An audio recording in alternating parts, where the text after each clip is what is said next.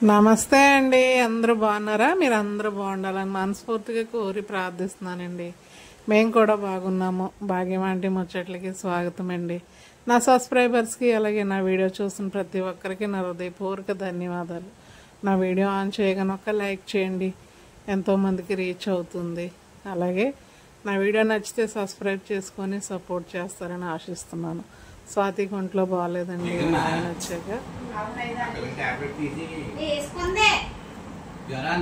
డోలో వేసుకోలేదేమో లేరా.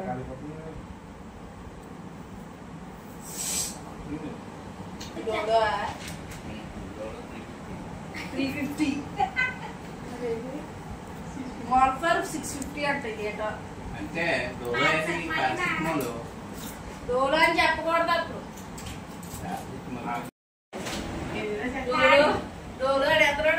డాడీ బ్లూగా ఉంటే ఫోటోలే కదా. అది థర్మోమీటర్ ఉంటుంది కదా మన దగ్గర. థర్మోమీటర్ కాదు, అది థర్మోమీటర్. క్యాల్కులేట్ చేసేది థర్మో. అవార్డు బయట లేను అందరూ కూడా థర్మోమీటర్ అని అంటారు. కాదు, థియేటర్ నేమో థియేటర్. ఇది వాడికి బస్ కోసం మీకు తెలియదు కాబట్టి మాట్లాడుతున్నారు. బావ మరదళ్ళు మటుకు జోకులు గట్టిగా వేసుకుంటారండి. ఇంక దివ్యతోటి అయితే చాలా సరదాగా ఉంటాడు, చిన్నపిల్ల కదా. తర్వాత ఇంకా దివ్యతోటి వాళ్ళ అక్క మీ అక్క ఎలాగన్నది అలాగన్నది అని ఉడికించడానికి ట్రై చేస్తాడు. ఆ పిల్లేమో ఉడుక్కోదు. ఇంకా అలా ఉంటుంది. మొత్తానికి స్వాతిని అయితే హాస్పిటల్ తీసుకెళ్తున్నారండి, గురు హాస్పిటల్కి. అంటే ఆయన కూడా ఒకసారి తీసుకురండి, ఎలా ఉందో చూద్దాము, మీ మిస్సెస్ ఎంతవరకు ఎలా నడుస్తుంది అనేసి 2-3 సార్లు అడిగారంట. మనం జాయిన్ చేసాం కదా హాస్పిటల్ అన్నమాట. అయితే ఇంకా బాగాలేదు కదా, ఇంక మరి చూపించినట్టు ఉంటుంది అని తీసుకెళ్తానంటే ఆ ఆటో అయినండి చాలా సెన్సిటివ్ అయిందండి పాపము. స్వాతి అలా ఎక్కుతుంటే చూడలేక ఆటోకి డబ్బులు వద్దన్నాడంట. అసలు నాకు వద్దమ్మా, నాకు తీసుకోబుద్ధి అవ్వట్లేదు అనేసి అన్నాడంట. పర్లేదండి, ఇప్పుడు పర్వాలేదు, ఇప్పుడు బాగానే ఉంది, తీసుకోండి అని బతిలాడైతే డబ్బులు ఇచ్చారంటండి.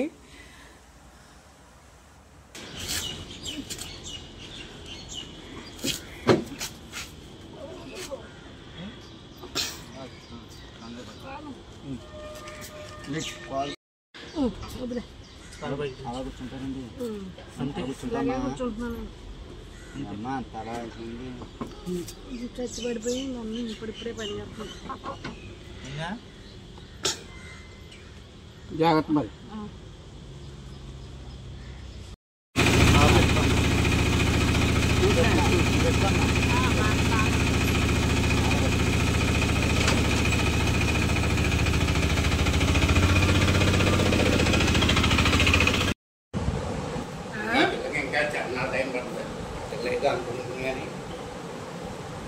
పడినా పర్లేదు లేదా అందే ఉందిలే కానీ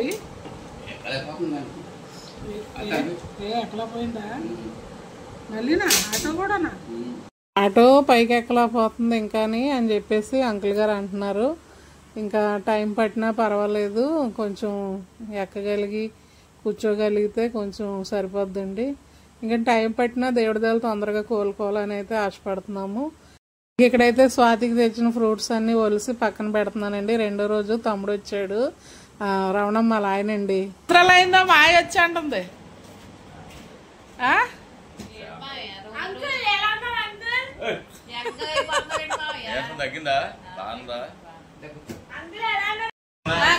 ఎంతో ముసలింటిగా రంగేసి కవర్ చేస్తున్నావు అలాగా.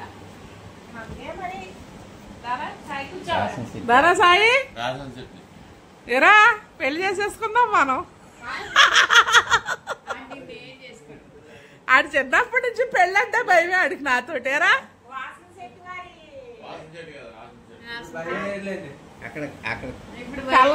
కలజోడంటే ఎవరా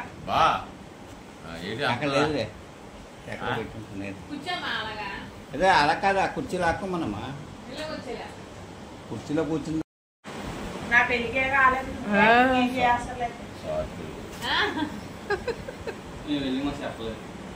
చెప్తే వస్తారు, చెప్పండి.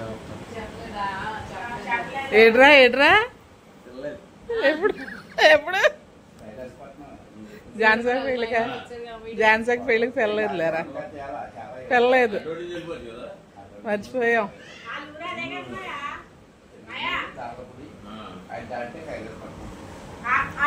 మా ఊరు సైడ్ ఇచ్చేసా మొత్తానికి మరి ఆ మూల నుంచి వచ్చారు మనం ఏం చేస్తాం మనం ఎప్పుడైనా వెళ్ళామా తిరిగామా లోపల చెప్పు ఒకటి వనం అంటే 10 గంటలు చేస్తారు ఒక అరగంట కూకొని కొనిది ఒకటే గంటన్నర ఆ దగ్గర అసుకు తిప్పి తిప్పి తిప్పి తిప్పి తిప్పి ఆ ముందుదే చేస్తారు మరి బట్లా బట్టలేడు ఏమొచ్చు అందుకే నువ్వు తిప్పాలి మావయ్య నువ్వు తిప్పానుకో బండి వేసుకొని కాదు నీకిద్దరు పిల్ల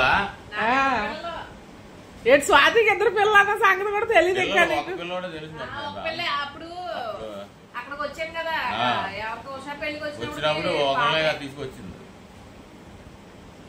ఝాన్సీ పెళ్లి సర్ప్రైజ్ పెళ్లి ఇక్కడ కాదు కదా ఎవరిది ఆళ్ళూళ్ళోనే మనం అన్నవరం నట్టుకున్నాం కుటుంబం కొంచెం పెద్దది వాళ్ళు అయితే వాళ్ళు ఏమన్నారంటే రాలేము అందరూ మా వాళ్ళు రారన్నారు సరే మీ వాళ్ళు రాకపోతే మా వాళ్ళు వస్తాం అక్కడికి అని చెప్తాను సరే కూతురా మా అక్క తెలుగుతారు నేర్చుకున్నాం మరి ఝాన్సీ దివ్య అలాగే తయారు చేసి నవ్యాన్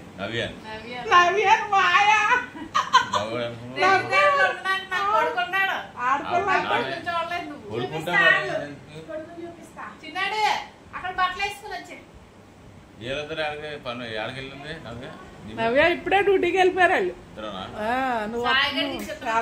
బయలుదేరాను కానీ కొంచెం అలా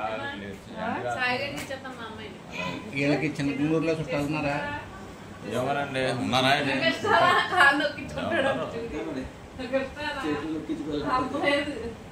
6 సంవత్సరాలు అయితే అయ్యిపోతుంది సాయిగాడికి ఇస్తాను అంటున్నాను మా పిల్లని నొక్కించుకుంటాడు అంట చూడు మరి అలాగే అదిగో కొడుకు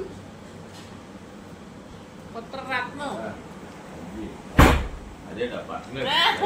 ఇప్పుడు ఆడు అడిగాడు ఆ నాన్న మాయ చేసి వెళ్ళిపోయాడు అవునా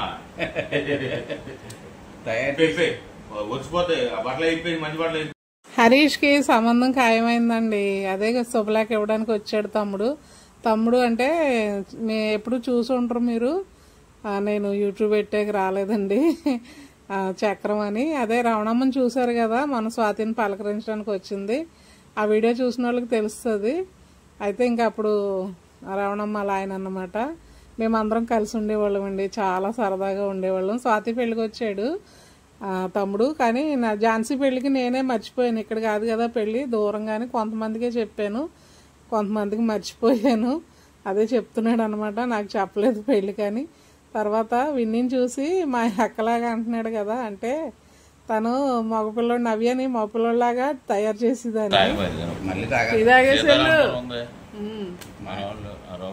ఎన్ని సంవత్సరాలకు వచ్చాడే మాయ మన ఇంటికి కాదు వెళ్దాం అనుకుంటున్నాను రాలేకపోతున్నాను ఝాన్సీ రావద్దంటుంది మరి ఏమో ఏమైనా చిడుపు కట్టేసిందో ఏదో అలాగే మేము ఎప్పుడు మాట్లాడుకుంటానంటాం మీకు సరదాగా ఉండేవాళ్ళం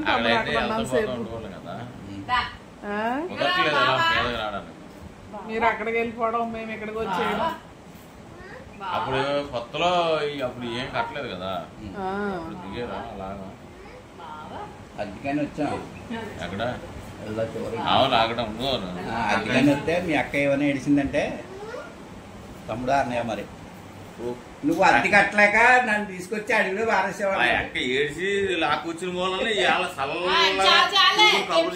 ఊరుకుందో చెప్పేవారే ఎక్క లేకపోతే మీకు అసలు కనపడరు ఎక్కడ కనపడరు తోక పేక ఏకమైపోద్ది మీకు మాకేం చేయకండి మీరు బీపీ ఎక్క లేకపోతే అంచుల్లో కాపాడరు మీరు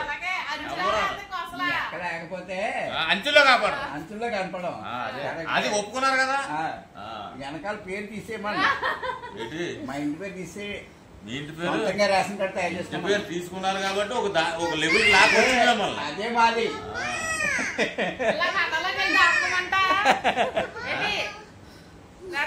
రేషన్ కార్డులో నా పేరు తప్పించే మనం అసలు కార్డులో పేరు ఎలా తప్పించేస్తారు? తప్పించేస్తే నా బలం నీ బలం మా అక్క ఎలా వచ్చిందో అలా పంపించండి, తప్పించేస్తాం. వెళ్ళిపోమాను పంపించండి పంపించండి. మేమేమంటలేదు మేమేమంటలేదు కదా, మేమేమంటలేదు. ఎలా వచ్చిందో అలా పంపించండి. పోనీ రేషన్ కార్డు పేరు తీసేద్దాం. కొమ్మని రోజు చెప్తున్నాను.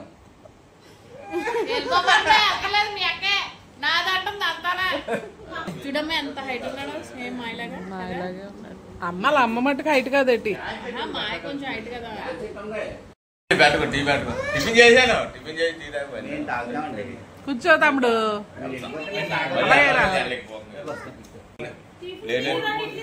లేదు తిన్నానమ్మా, ఇప్పుడే తిని టీ తాగిపోయి టిఫిన్ చేసి అన్ని వచ్చాడు. ఇంకా పాటు పైన కూర్చోమను. కూర్చోమాయా కాసేపు ఇబ్బంది కానీ. కార్డు పైనే బావ రాపిచ్చాడంట మా తమ్ముడు. పాటు రాయించి స్టార్టింగ్ మీరే.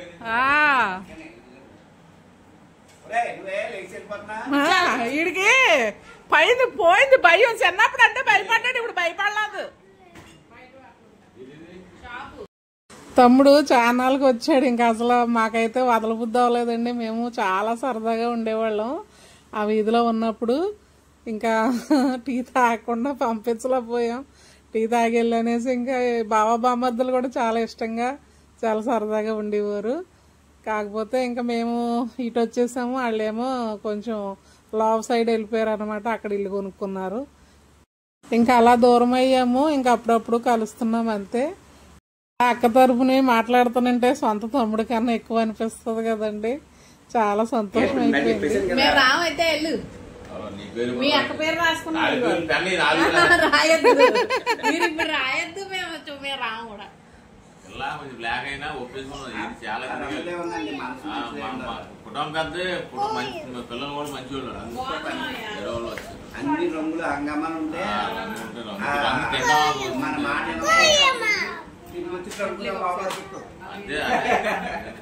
మంచిది. మంచివాళ్ళు ఉంటారు.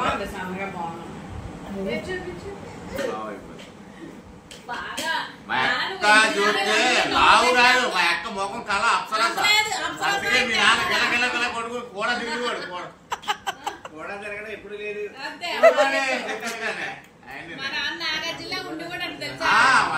అదే చెప్పుకున్నా. తీసుకొని చూపించరా తీసుకురా ఖర్చు మాయ వెడెట్టి అక్క నేను వస్తాను, ఆవిడ వచ్చినప్పుడు కాగండి. దసరా వీధిలో పక్క పక్కన ఉన్నప్పుడు కూడా ఇలాగే సరదాగా ఉండేవాళ్ళం అండి. అందరం ఏ సమస్య వచ్చినా సరే ఒక కుటుంబం లాగా, మంచి అయినా చెడైనా, సంతోషమైనా దుఃఖమైనా కష్టమైనా ఒకే ఇంట్లో వాళ్ళలాగా, అంటే క్యాస్ట్లు వేరైనా సరే ఒకే ఫ్యామిలీ మనుషులు ఎలా ఉంటారో అలా ఉండేవాళ్ళం మేము. నిజంగా ఆ ఆప్యాయతలు అయ్యి ఇప్పుడు తగ్గిపోయాలండి. ఇప్పుడు అంతగా లేవనుకో. అందరం అప్పుడోళ్ళం అందరం దూరం అయిపోయాము. ఇప్పుడైతే అంత ప్రేమ అభిమానాలు ఎక్కడా కనబట్టలేదు నాకు తెలిసి. అంత ఇష్టంగా ఉండేవాళ్ళం. ఇంక తమ్ముడైతే మాకు చెప్పేసి ఇంక పెళ్ళికి రావాలని 5వ తారీఖుని పెళ్ళికి రావాలక్క తప్పనిసరిగా, అలాగే 8వ తారీఖున రిసెప్షన్ అని చెప్పేసి వెళ్ళాడండి. ఇప్పటి వరకు సరదాగా మేము ఎన్నో మాటలు మాట్లాడుకున్నాయన్నీ విని మీరు కూడా హ్యాపీగా ఫీల్ అయ్యారని అనుకుంటున్నాను నేను. ఇప్పటి వరకు చూసిన ప్రతి ఒక్కరికి నా హృదయపూర్వక ధన్యవాదాలండి. నా వీడియో చూస్తే సబ్స్క్రైబ్ చేసుకొని లైక్ చేసి నన్ను ముందుకు నడిపిస్తారని ఆశిస్తున్నాను. ఇప్పటి వరకు చూసిన ప్రతి ఒక్కరికి అందరికీ నా హృదయపూర్వక ధన్యవాదాలండి. ఉంటానండి. బాయ్ అండి.